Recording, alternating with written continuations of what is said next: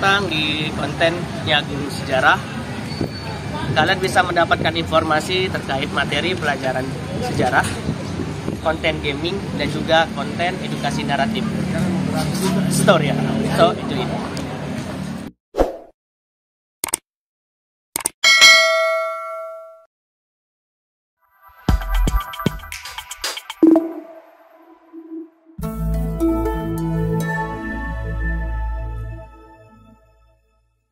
Assalamualaikum warahmatullahi wabarakatuh. Salam sejahtera untuk kita semua. Sobat pelatihan yang berbahagia.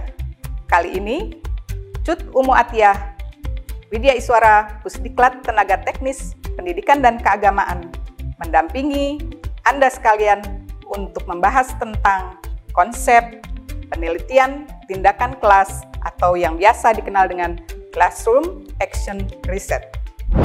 Nah, sobat pelatihan yang berbahagia, kita sama-sama akan membahas tentang pengertian penelitian tindakan kelas, latar belakang PTK, tujuan PTK, serta manfaat dari PTK, perbedaan antara PTK dan penelitian lainnya, prinsip-prinsip PTK, dan prosedur penyusunan PTK.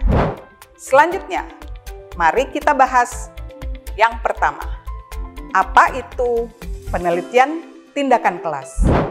Penelitian tindakan kelas adalah merupakan penelitian praktis yang dilakukan oleh guru di kelas untuk memperbaiki proses pembelajaran dengan cara melakukan refleksi pada proses pembelajaran yang dia pimpin. Atau PTK juga bisa diartikan sebagai proses pengkajian masalah pembelajaran di dalam kelas melalui refleksi diri dalam rangka memecahkan persoalan-persoalan yang dihadapi oleh guru dengan melakukan berbagai tindakan yang tentu saja direncanakan dalam situasi nyata serta dilakukan analisis setiap pengaruh dan perlakuan-perlakuan dilakukan dalam proses pembelajaran tersebut. Nah, sobat pelatihan yang berbahagia, kenapa kita sebagai guru perlu melakukan penelitian tindakan kelas? Selama ini mungkin sebagian dari sobat pelatihan telah melakukan PTK. Ya, tujuannya seringkali hanya sekedar untuk kenaikan pangkat, pemenuhan angka kredit. Nah, sobat pelatihan, sesungguhnya kita melakukan PTK adalah bagian dari upaya kita untuk memperbaiki proses pembelajaran yang tentu saja dilakukan di kelas kita masing-masing, sehingga kita tidak perlu keluar kelas. Masalah dari PTK tentu adalah masalah yang sehari-hari kita hadapi di kelas kita, sehingga bila seorang guru mampu melakukan refleksi terhadap proses pembelajaran yang dirasakan dalam tanda kutip something wrong oleh guru tersebut, maka dampaknya adalah sebuah perbaikan. Dampak dari tindakan yang dilakukan akan dirasakan oleh guru itu sendiri dan tentu saja peserta didik. Dan yang paling utama adalah terjadinya kolaborasi antara para guru dengan rekan sejawat untuk berdiskusi sesama guru dalam rangka menumbuhkan budaya akademik. Sobat pelatihan yang kami banggakan, apa tujuan dari penelitian tindakan kelas? Sudah kami sampaikan tadi bahwa yang akan terdampak adalah mutu dari pembelajaran, isi dari materi atau kurikulum, masukan, proses, dan hasil dari pembelajaran di madrasah kita. Akan terjadi peningkatan atau terjadi perbaikan karena kita sama-sama melakukan ya persoalan-persoalan yang ada kita atasi ya dalam rangka peningkatan mutu baik di dalam maupun di luar kelas. Selanjutnya, dengan adanya PTK, guru-guru akan lebih bersikap profesional. Tentu Sobat Pelatihan memahami yang dimaksud dengan profesionalisme seorang pendidik di dalam kelas, mulai dari melakukan perencanaan pembelajaran, menyusun sebuah lesson plan, kemudian memimpin pelaksanaan pembelajaran, menilai kemajuan proses pembelajaran, serta menafsirkan dan memanfaatkan hasil penilaian pembelajaran. Nah, tujuan lain dari PTK juga dalam rangka menumbuh kembangkan budaya akademik di lingkungan madrasah, sehingga muncul sikap proaktif di dalam melakukan perbaikan-perbaikan di dalam ruang-ruang kelas, sehingga mutu sebuah madrasah secara bertahap juga akan meningkat. Sobat Pelatihan yang berbahagia, tentu Anda akan bertanya-tanya, apa beda PTK dengan penelitian-penelitian lainnya? Kita lihat dari istilah PTK. PTK itu sendiri adalah penelitian tindakan kelas. Dia berada di dalam ruang kelas. Namun, Sobat Pelatihan harus juga memahami ruang kelas itu bukan ruangan segi empat yang ada kursi meja saja. Ruang kelas juga bisa dimaknai apabila kita melakukan pembelajaran dalam Zoom meeting, melakukan aktivitas melalui WhatsApp group, Google Meet, atau mengajak peserta didik melakukan kegiatan-kegiatan di luar ruangan yang segi empat itu juga disebut dengan ruangan kelas. Jadi, dilakukan PTK ini di dalam proses pembelajaran dalam ruangan kelas yang sudah kami sampaikan barusan. Sementara penelitian lain belum tentu pelaksanaannya ada di dalam kelas. Dia juga bisa dilakukan di luar kelas. Selanjutnya, dalam PTK, ukuran kerepresentatifan sampel tidak jadi masalah. Tidak seperti misalnya penelitian kuantitatif, di mana harus ada sampel yang representatif mewakili sebuah populasi misalnya. Kemudian PTK juga sifatnya tidak formal, Sobat Pelatihan. Sementara pelatihan-pelatihan yang lain itu adalah pelatihan yang lebih formal dengan persyaratan-persyaratannya tadi. Ya.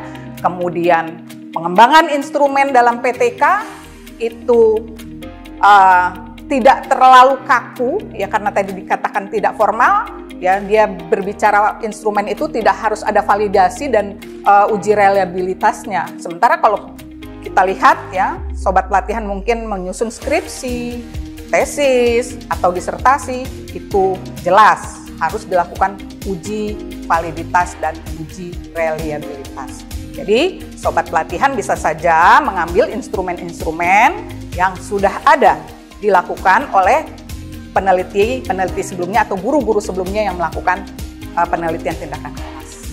Nah, kemudian dalam PTK juga ya tidak selalu harus ada hipotesis. Ya memang kita kenal ada yang disebut dengan hipotesis tindakan. Ya, sementara kalau di luar PTK itu biasanya ada mempersyaratkan sebuah hipotesis. Nah, yang paling utama tujuan dari PTK setelah dilakukan sebuah PTK, maka yang diharapkan adalah praktik ini mampu memperbaiki proses pembelajaran. Mutu pembelajaran meningkat. Peserta didik semakin senang belajar. Nah, sementara kalau kita bilang, oh penelitian yang lain apa tidak seperti itu? Ya, bisa saja, tetapi tidak langsung memperbaiki praktik pembelajaran. Bisa saja dia melalui sebuah research and development. Baik, sobat pelatihan yang berbahagia. Apa sebenarnya manfaat PTK bagi peserta didik? Yang pasti, peserta didik kita harapkan bisa menyelesaikan kesulitan-kesulitan yang mereka hadapi dalam proses pembelajaran. Lalu, apa manfaatnya bagi guru? Nah, banyak tentu saja, karena ini dari guru, oleh guru, ya, maka tentu manfaatnya langsung bisa dirasakan oleh guru tersebut. Apa Bapak Ibu sekalian, sobat pelatihan?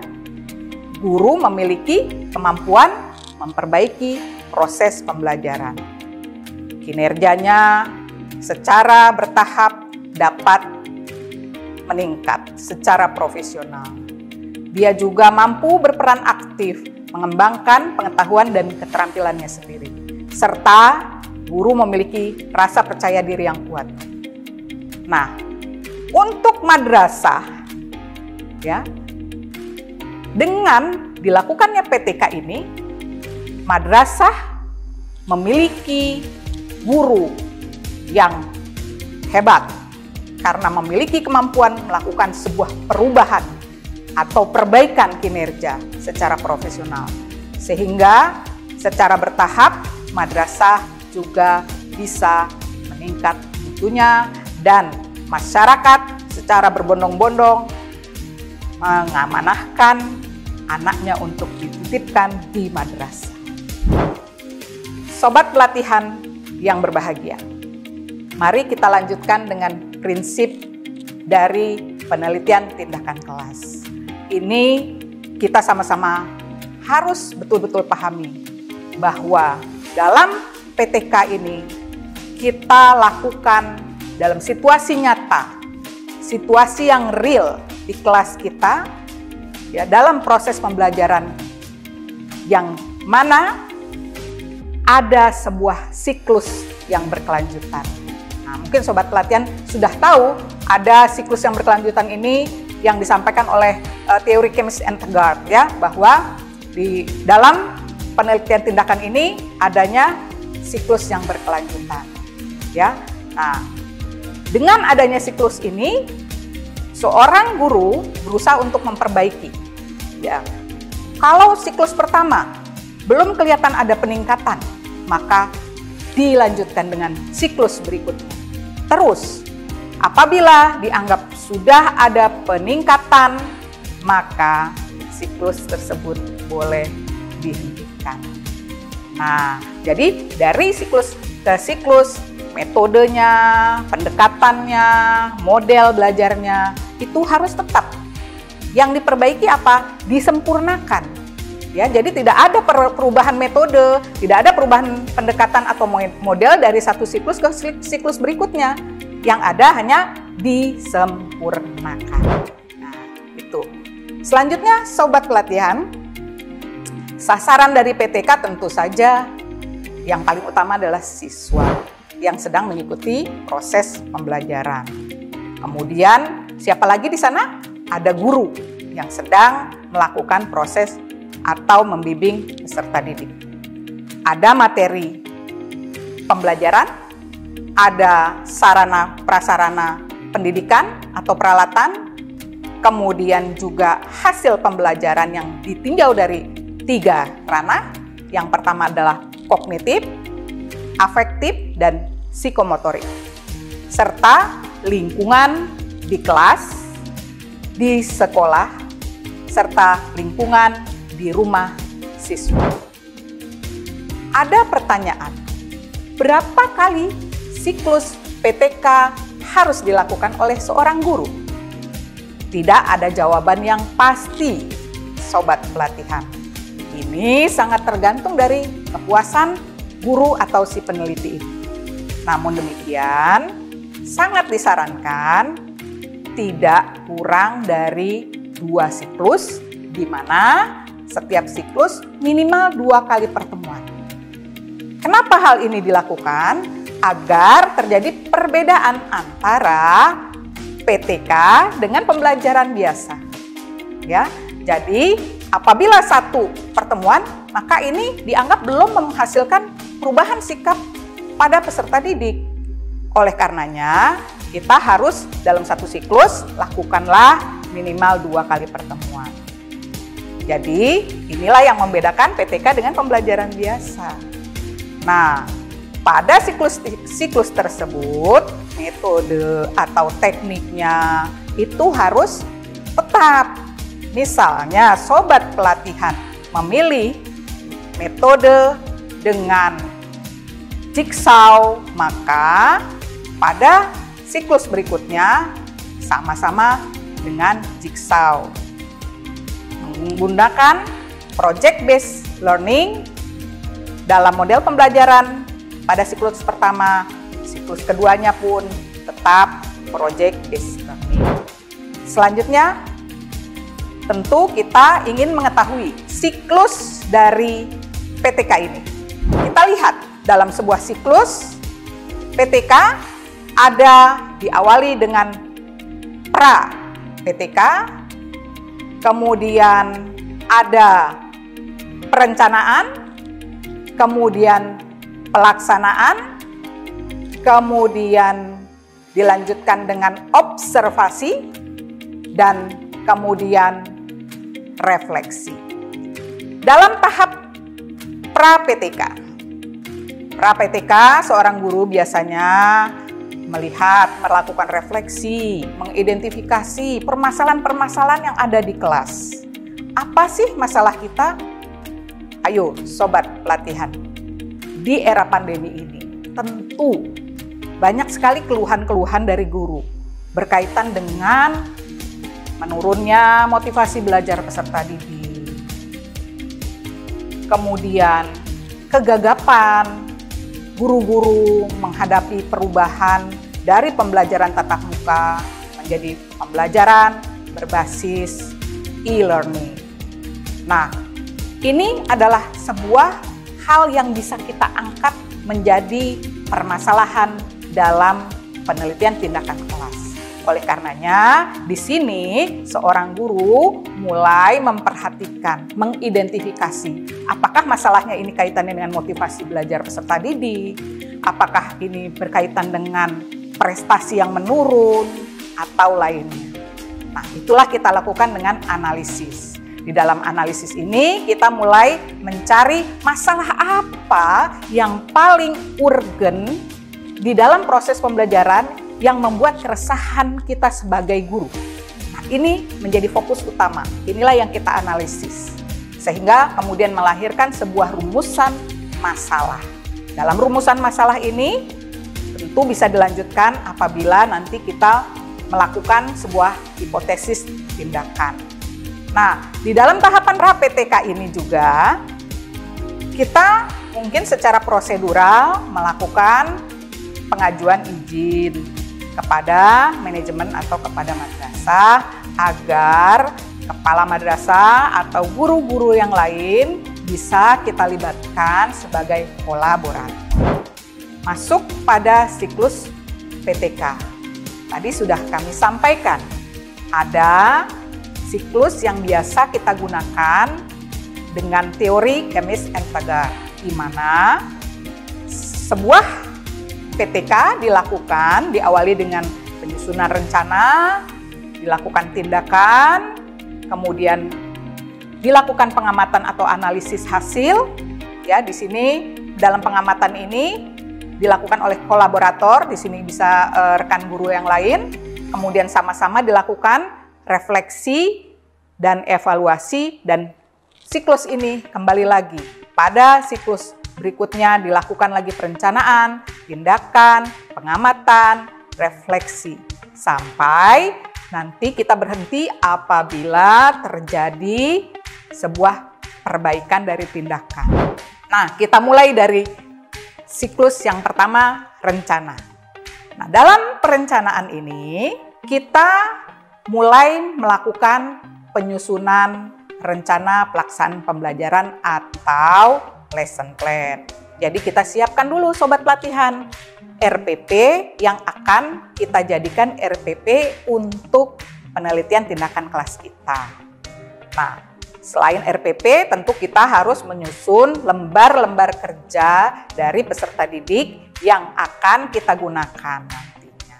Selain itu, tentu sobat pelatihan kita juga akan mengembangkan instrumen untuk evaluasi serta tentu saja diantaranya ada instrumen observasi pada proses pembelajaran yang nanti kita serahkan kepada kolaborator kita. Setelah kita betul-betul yakin bahwa perencanaan PTK ini sudah kita lakukan dengan matang, maka kita action atau kita lakukan pelaksanaan PTK di ruang pembelajaran kita. Nah, di sini sobat pelatihan sebagai guru langsung melaksanakan proses pembelajaran dengan sebuah tindakan yang sudah kita rencanakan. Nah, di dalam pelaksanaan ini, teman kolaborator kita itu bertindak sebagai observer. Ya, sebagai observer yang melakukan pengamatan baik terhadap aktivitas kita, ya, guru, maupun aktivitas peserta didik di ruangan kelas kita. Setelah dilakukan kegiatan atau pelaksanaan, maka kita bersama rekan observer melakukan aktivitas refleksi. Nah, di refleksi ini observer memberikan banyak sekali masukan dan diskusi-diskusi ini harus begitu mendalam ya dengan pisau analisis yang tajam sehingga betul-betul bisa dilihat. Oh, kalau kita berbicara misalnya kita berusaha menerapkan tindakan itu yang kaitannya dengan sebuah model pembelajaran. Model pembelajarannya sama. Metode di dalamnya misalnya ada metode brainstorming. Mungkin brainstormingnya harus disempurnakan lagi di pertemuan berikutnya. Nah, ini dibahasnya di mana?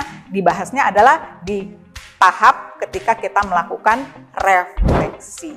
Nah, sobat pelatihan, dalam judul PTK, kita penting sekali ini. Kita menentukan judul PTK minimal ada 3 unsur. Unsur yang pertama adalah what. Apa yang mau ditingkatkan? Tadi berangkat dari kegelisahan seorang guru. Berkaitan dengan prestasi belajar selama pandemi menurun, motivasi belajar menurun. Nah, inilah yang akan kita tingkatkan. Siapa yang akan ditingkatkan? Tentu saja peserta didik kita. Nah, karena kita bicara ada how di sini, bagaimana caranya untuk meningkatkan, maka inilah ada tindakan dari seorang guru. Ya, tindakannya itu bisa berupa model pembelajarannya, bisa berbicara tentang metode-metodenya, kemudian bisa berbicara tentang sarana-sarana dan prasarana yang menunjang. Kita ambil contoh ya sobat pelatihan, misalnya peningkatan motivasi dan prestasi belajar mata pelajaran matematika, materi persamaan kuadrat melalui pembelajaran kooperatif dengan metode jigsaw di Madrasah Sanawiyah X kelas 8 Jakarta tahun pelajaran 2021-2022. Di dalamnya ada unsur apa saja? What. What-nya itu tadi motivasi dan prestasi belajarnya. Who, siapa di sana? Tentu saja siswa MTS kelas 8 tahun pelajaran sekian. Dan how-nya adalah melalui apa tadi? Pembelajaran kooperatif dengan metode jigsaw. Demikian sobat pelatihan, kita sama-sama telah membahas tentang konsep penelitian tindakan kelas. Semoga menjadi manfaat untuk kita semua dan yang paling penting kita segera melakukan sebuah penelitian ini di ruang-ruang kelas kita dalam rangka perbaikan kualitas pembelajaran. Sukses selalu untuk sobat pelatihan. Sampai berjumpa di lain kesempatan. Assalamualaikum warahmatullahi wabarakatuh.